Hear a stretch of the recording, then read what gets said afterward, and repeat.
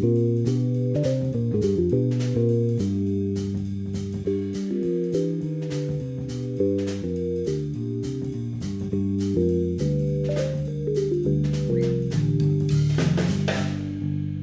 to get back to that big overarching question that you asked. You asked about what are the problems in health insurance markets. And that gets to an issue, a problem with community rating. With community rating, as I said, whether you're healthy or you're sick, you're charged the same premium. Now, if we were in a market and you were the healthy person, I was the sick individual, and we both knew that, but we paid the same price, I'm going to guess that, I know we're friends, but you might chafe at having to pay for my medical bills. And so you wouldn't want to be part of the group. So healthy individuals tend to want to get out of these community-rated pools because they're overpaying, they're cross-subsidizing people that are more expensive, that are sicker. That's called adverse selection. The drafters of the Affordable Care Act knew that that was an issue, and they drafted something that's politically very unpopular called the individual mandate. That required everybody to have insurance. They have to testify that they have insurance, otherwise they pay a penalty of something around $200. Not a huge penalty, though. Not a huge penalty, not a huge penalty.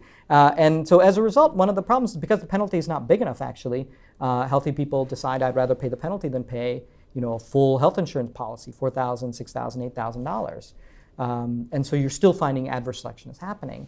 So just give me a feeling for how big this issue might be. So if I'm a 24-year-old healthy individual, under the ACA, what would I be paying relative to what might be justified based on my actual risk? How big is the subsidy I'm paying? I can't tell you specifically for the people that are in the non-group market because I don't have those statistics, but I can tell you for the population as a whole. If I take the population as a whole and I take out people that are on Medicaid and I take people out that are on Medicare, so I'm grouping both the employer guys that get their insurance through employers versus guys that get their insurance through these insurance exchanges set up by the Affordable Care Act.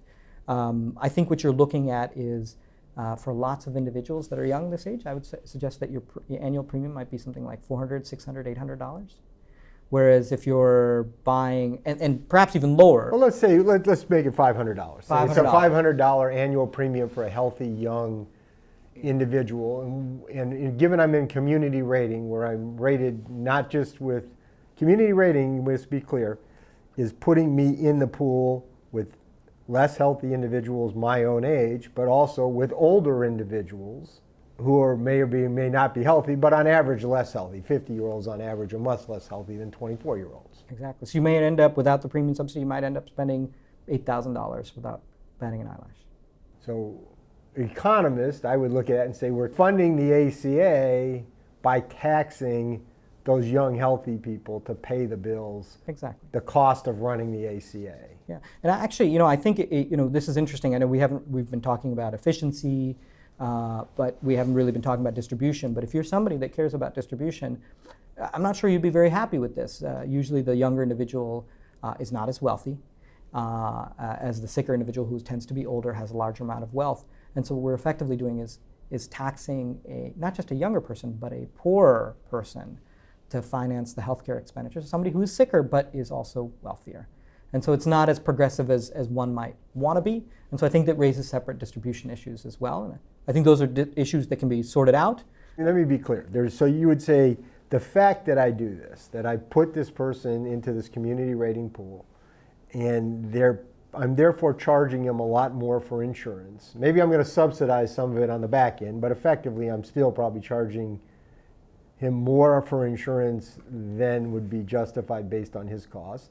One consequence of that is, in a kind of weird way, we're actually redistributing income from poorer individuals, those young, healthy, poor guys, to older, richer, effectively, older individuals. The second is people don't just sit back and take it. Some of these young people are saying, well, geez, I'll just pay my $200 penalty and forget this insurance thing. It's just such a bad deal for me. And they're doing that despite the premium subsidies. So that's an important thing to remember. So that's causing problems in these markets. It's also, kind of one of the things that makes this a little bit difficult is from the perspective of the insurance company. When you enter an exchange for a given year, you have to offer a price. And your price depends on who you think will actually take the product. If you guess wrong, you underestimate, you'll end up losing money. And so that's a problem. And so not being able to recoup your money the next year by charging a higher price really makes it hard because people can walk away from you if you charge a higher price. So those two things, the adverse selection and this difficulty of pricing insurance, is causing a lot of insurers to flee the exchanges, which is impacting how effective the Affordable Care Act is at moving people from being uninsured to being insured. In fact, in a lot of states, haven't insurers lost a lot of money on these exchange products? These are exchange products, at least as I've seen the data, I've seen insurers have not done well offering these products. In spite of increasing premiums over time, those losses really haven't been trimmed very much because the costs per enrollee have been going up very rapidly on these plans. Yeah. We can talk about some of that. It's not all adverse selection, it's also behavioral responses that people have. Yeah. But as a result, companies aren't going to lose money forever. They're going to decide, hey, let's opt out of the exchange. And we do see that around the country, right? A lot of the major insurers, national companies, have dropped off on exchanges in many markets. Yeah, I mean, what you're seeing is you're seeing the price escalation that you mentioned. As people see this adverse selection, you're getting a smaller pool that are sicker. And the second thing is you're seeing a lot of insurers just drop out because it's very difficult to price in this market. And there's two ways that you can go at that point if you're just thinking about stabilizing the market. One approach that you could take is, look, we are not providing enough of a penalty if you don't get insurance, if you don't join the pool.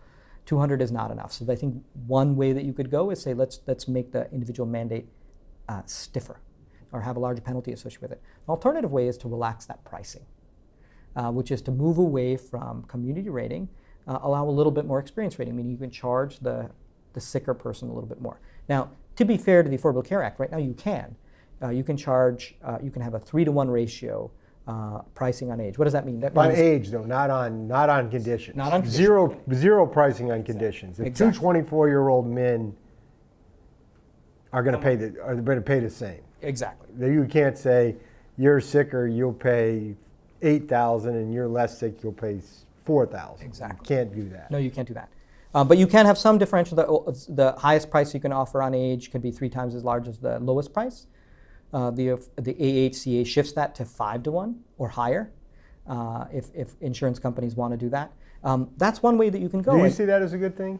Yeah, the age. Just to focus on the age part of it. Should we loosen the age restraint? Should we allow more pricing based on age? Based on your earlier argument, it didn't seem like there was a whole lot of good reason to have young people subsidizing older people. Yeah. So efficiency argument doesn't seem to be there. No. The equity argument doesn't seem to be there. It seems a bit odd. So let's separate out efficiency and distribution. I think on the efficiency front, it has some ways that it's better and some ways that it's worse, which we haven't talked about. The ways that it's better is it stabilizes the market. It eliminates the adverse selection. You can have a stable insurance market where the pool sticks a little bit at a time. If you do what? If you allow more experience rating. That's the good side. That's the good side. The downside of this is, actually something you've probably experienced. I don't know if you've ever had an auto accident. I've had auto accidents, and if auto insurance is experience rated, if you get into an accident this year, you know what happens next year to your premium? It goes up. But what if it's only age-based? Only age. I'm saying not loosen it up on any dimension other than age. Just saying instead of 3-to-1, it'll be 5-to-1 on age. Is there a downside to that? No, because they can only adjust on age, and we already know your age. And if you and I are both, let's say, 55-year-olds, and you get sick and I don't get sick, at 56 we're paying the same price even though you got sick. So that does mitigate some of that risk. But again, I have to say it's an intermediate stop. There will still be some adverse selection. So let's suppose I'm somebody that likes to eat a lot of steaks and hamburgers, and you like to go run marathons, and we're both 55. You might not like that you're cross-subsidizing me. And so there's going to be less adverse selection, but there's be some pressure for you to want to leave that. You would think that allowing more differentiation across age probably a good idea as an economist. If I recommended something, I'd say, then we'll come back to later whether we want to allow more differentiation within an age. But for something that's clearly not manipulable, doesn't really select people based on past experience or anything. I mean, age is, like you said, you always get 1 year older every year. That's right. I can't change that. I can't change that. They can't change that. But yes, if you could solve that problem, we'll have a different discussion. We'll have a different discussion. Exactly.